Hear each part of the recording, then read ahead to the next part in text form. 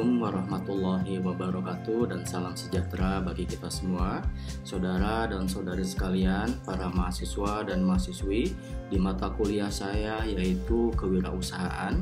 Hari ini kita akan melanjutkan materi kita di bagian kedua di pertemuan ke-1 ini, yaitu mengenai karakter, motivasi, dan proses terbentuknya wirausaha.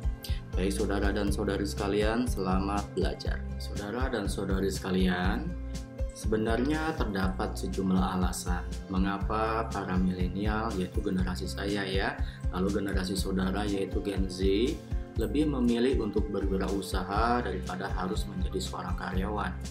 Yang pertama, menjadi seorang pengusaha atau wirausaha itu lebih bebas mengatur waktu, ya, jadi nggak harus seperti jam kantoran juga, gitu ya.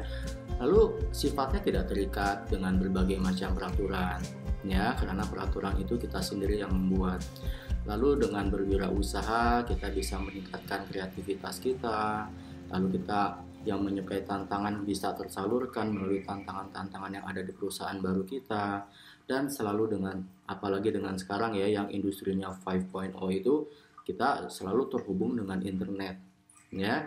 Kenapa? Karena internet dianggap banyak memberikan keuntungan untuk belajar, ya, secara mandiri terutama ya, lalu bisa mengeksplor bisnis, memasarkan produk atau jasa, hingga melakukan analisa pesaing, ya. Jadi memang kondisi saat ini memang memerlukan teknologi, saudara, begitu. Ya, lalu saudara, karakter apa sih yang harus dimiliki oleh seorang wirausaha yang membedakan dirinya dengan yang bukan wirausaha, ya? Yang pertama, seorang wirausaha itu harus percaya diri, ya, percaya bahwa dirinya bisa sukses ke depannya. Lalu yang kedua, berorientasi pada tugas dan hasil, ya. Yang penting wirausaha itu dia dicoba dulu ya, diusahakan dulu. Selebihnya hasilnya kita serahkan sama yang di atas. Lalu seorang wirausaha itu dia pengambil resiko, jadi harus berani ambil resiko. Dan yang keempat, ya, karena seorang wirausaha ini adalah ya pemilik suatu perusahaan, maka harus memiliki jiwa kepemimpinan yang baik. Lalu juga yang kelima, originalitas, artinya ya setiap bentuk produknya atau kegiatannya harus original, ya. Lalu berorientasi ke masa depan, yang berlalu telah berlalu gitu ya. Jadikan sebagai pembelajaran dan hikmah, dan yang penting ke depan kita perbaiki agar lebih baik lagi. Saudara, wirausaha juga dikarakteristikan dengan individu yang memiliki 8 hal, ya. Yang pertama ada desire for responsibility, artinya seorang wirausaha itu harus memiliki rasa tanggung jawab ya atas usaha-usahanya yang dilakukan, ya. Misalnya produknya tidak sesuai dengan keinginan dari konsumen, ya kita harus bertanggung jawab ya, mempertanggungjawabkan apa yang telah kita berikan kepada konsumen tersebut. Lalu preference for moderate risk, ya. Jadi seorang wirausaha itu lebih baik memilih resiko yang moderat saja terlebih dahulu, artinya menghindari resiko yang terlalu rendah maupun yang terlalu tinggi, ya. Jadi ya kalau bisa ya pertengahan aja, ya. Lalu confidence in their ability to success. Jadi artinya ya seorang wirausaha itu kita harus percaya bahwa diri kita ini memiliki kemampuan untuk berhasil ke depannya, gitu ya. Lalu desire for immediate feedback. Ya, jadi seorang wirausaha itu menghendaki mendapatkan umpan balik dengan segera. Artinya apabila ada yang memberikan saran, ya kita terima ya. Apabila itu memang benar yang kita rasakan, kita harus perbaiki ya.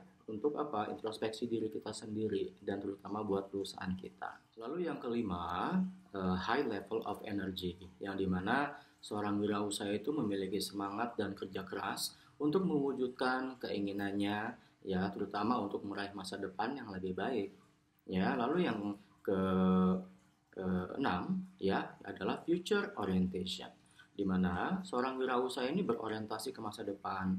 Nah, perspektif dan berwawasannya harus jauh ke depan, gitu ya.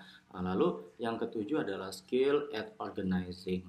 Jadi seorang wirausaha itu harus memiliki keterampilan dalam mengkoordinasikan atau mengorganisasikan sumber daya untuk mendapatkan nilai tambah, ya. Lalu yang terakhir, yang kedelapan, value of achievement over money, ya. Jadi lebih menghargai prestasi daripada uang. Jadi seorang wirausaha itu nggak semata-mata melihat uang, saudara ya. Yang penting kita sudah usahakan dulu, ya hasilnya ya nanti kita lihat ya. Jadi nggak harus selalu prestasi itu berupa uang. Oke, saudara, kalau kita belajar mengenai psikologi yang dimana bahwa seorang manusia memiliki kebutuhan ya. Jadi kebutuhan ini biasanya yang pertama ada tokohnya yaitu Abraham Maslow yang dimana kita belajar bahwa untuk memenuhi kebutuhan ini ya manusia itu termotivasi melalui piramida kebutuhan ya. Namun di sini saya akan menjelaskan dari David McClelland yang dimana teori motivasi dari David McClelland bisa saudara lihat ya di gambar bahwa terdapat tiga kebutuhan yang dikaitkan dengan kewirausahaan ya. Jadi seorang wirausaha itu yang pertama motivasinya adalah need atau kebutuhan akan prestasi atau need for achievement ya. Yang artinya seorang wirausaha itu dia butuh untuk merasakan sukses ya. Kalau merasa sukses dia akan merasa bangga ya sehingga termotivasi ya. Jadi dia juga butuh penghargaan atas kesuksesannya. Lalu juga ada need for affiliation yang artinya ada kebutuhan akan afiliasi ya. Jadi kita sebagai seorang pengusaha ini nggak mungkin ya bekerja sendiri. Kita membutuhkan karyawan, membutuhkan konsumen, kolega ya, distributor, supplier atau apapun itu ya. Yang dimana dari afiliasi ini sehingga diharapkan dapat memperlancar bisnis kita ya. Lalu yang ketiga ada need for power. Jadinya artinya di sini adalah kebutuhan akan kekuasaan. Ya, seorang pengusaha itu atau wirausaha itu dia berkuasa, ya berkuasa atas perusahaannya sendiri, sehingga dia berhak untuk mengatur perusahaannya, ya, lalu berhak untuk mengatur dia harus mau menjual kemana, pangsa pasarnya kemana, gitu ya. Nah, di sini dia memiliki kekuatan atau power, ya atas usahanya sendiri. Oke, saudara. Di sini ada faktor-faktor motivasi menurut Russell M. Knight ya, ada 7 yang menjelaskan setiap individu itu termotivasi untuk berwirausaha karena yang pertama the foreign refugee. Apa artinya the foreign refugee? Artinya peluang ekonomi yang terbuka di negara lain dipandang lebih menguntungkan daripada di negara sendiri. Ya, contohnya misalnya saudara hijrah ke negara tetangga atau mungkin kuliah di luar negeri tapi sambil berbisnis gitu ya, karena di situ saudara lihat ternyata kok ada peluang ya untuk berbisnis terutama yang berhubungan dengan produk asal negara saudara gitu ya. Nah, kalau misalnya saudara berbisnis arahnya seperti itu disebut the foreign refugee ya, motivasinya the foreign refugee. Lalu yang kedua ada the corporate refugee ya. The corporate refugee ini muncul karena karyawan itu tidak puas dengan lingkungan kerjanya yang memandang bahwa kepuasan kerjasama akan meningkat dengan memulai dan menjalankan bisnisnya sendiri. Ya, ini terjadi karena mungkin si karyawan ini dia merasa tidak puas dengan lingkungan kerja gitu ya, dan tidak diperlakukan secara adil sehingga dia memutuskan berwirausaha. Nah, ini merupakan motivasi yang disebut the corporate refugee. Ya, lalu yang ketiga ada the parental atau paternal refugee yang dimana banyak ya wirausaha sukses itu karena memperoleh pengalaman dari bisnis yang dibangun oleh orang tuanya. Jadi bisa jadi orang tuanya sudah membangun bisnis dan anaknya ini tinggal meneruskan bisnis yang sudah ada. Saudara, selanjutnya Russell M. Knight menjelaskan motivasi ya yang keempat ya adalah the feminist refugee. Jadi di sini the feminist refugee artinya untuk kaum wanita ya yang pernah mengalami perlakuan yang diskriminatif. Ya kadang-kala kita menemukan di suatu daerah gitu ya yang dimana di daerah tersebut melakukan diskriminatif terhadap wanita atau perempuan. Jadi menganggap bahwa perempuan itu sepertinya tidak diterima gitu ya untuk sebagai bekerja karena ini seharusnya buat laki-laki seperti itu. Nah, apabila seorang perempuan akhirnya memutuskan untuk berwirausaha, maka motivasinya disebut sebagai the feminist refugee. Ya, lalu yang kelima adalah the housewife refugee. Nah, ini terjadi karena wanita yang sudah menikah lalu melahirkan gitu ya, dan akhirnya tidak ada waktu banyak ya untuk berkarir di dunia kantoran ya. Pokoknya alasannya rumah tangga ya, lalu ingin mengabdi kepada suaminya, mengurus anak. Sehingga pada saat kondisi seperti itu, istri ini atau ibu rumah tangga ini dia berpikir, oh kenapa saya nggak berwirausaha aja dari rumah gitu ya, nggak harus kerja kantoran. Nah pada saat seorang wanita ini dia memutuskan untuk berwirausaha, maka motivasinya disebut the housewife refugee. Lalu alasan atau motivasi yang keenam adalah the society refugee. Artinya tergerak wirausaha karena memandang adanya ketidakadilan di dalam masyarakat ya, terutama mungkin sama di masyarakat didiskriminasikan gitu ya. Ya mohon maaf nih kalau misalkan seperti eh, sahabat kita ya yang etnisnya Tionghoa atau yang beragama yang minoritas atau apa, sehingga kurang begitu diprioritaskan oleh masyarakat sehingga mereka merasakan tidak adil ya yang dialami di masyarakat, dan mereka akhirnya berpikir bahwa saya tidak mendapatkan fasilitas untuk bekerja gitu ya, tidak mendapatkan fasilitas untuk mendapatkan kemudahan, sehingga mau nggak mau ya kita untuk memenuhi nafkah kita ya mau nggak mau kita bikin usaha. Nah kalau misalkan terdapat perlakuan seperti itu dan dia berusaha, akhirnya motivasinya bisa kita sebut sebagai the society refugee ya.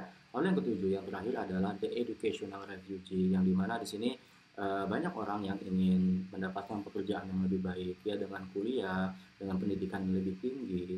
Namun di pertengahan jalan ternyata mereka tidak bisa menuntaskan pendidikannya ya, atau tidak cocok dengan sistem pendidikan yang ada terutama di Indonesia ini ya.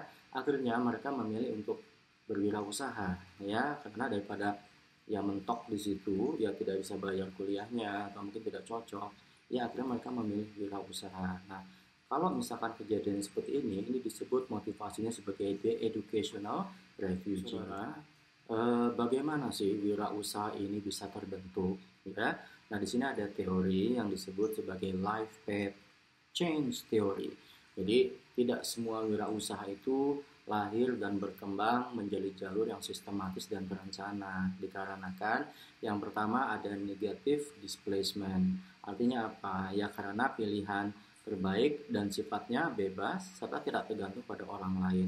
Misalnya gimana sih? Misalkan orang-orang yang tertekan karena pekerjaan. Ya jadi banyak ya orang yang nggak betah di lingkungan kerjanya sehingga dia memutuskan akhirnya untuk berwirausaha.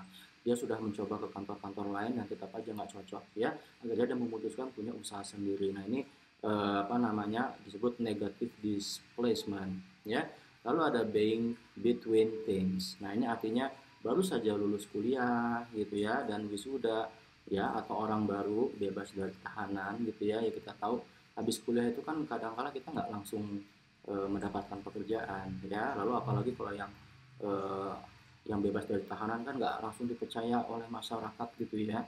Nah sehingga mau nggak mau ya daripada kita nggak ada kerjaan ya akhirnya kita berwirausaha. Nah itu disebut being between things ya. Lalu ada having positive goal, ini artinya bertekad berwirausaha karena mendapat dukungan dari investor atau mentor, di mana dukungan tersebut itu dianggap memudahkan mereka ya. Misalkan kamu didukung oleh investor-investor yang dimana silakan kamu bikin bisnis, untuk masalah modal gampang dari saya misalnya begitu ya. Nah itu disebut sebagai having positive goal. Ada juga teori yang disebut sebagai goal directed behavior theory, yang dimana di teori ini menjelaskan bahwa seseorang itu termotivasi berwirausaha karena ingin meraih tujuan tertentu. Ya, misalnya kamu ingin bikin bisnis dalam rangka apa? Oh, dalam rangka membantu orang tua kamu, membantu masyarakat, ya, atau mungkin dalam rangka gengsi juga bisa, gitu ya. Nah, di sini adalah goal directed behavior theory.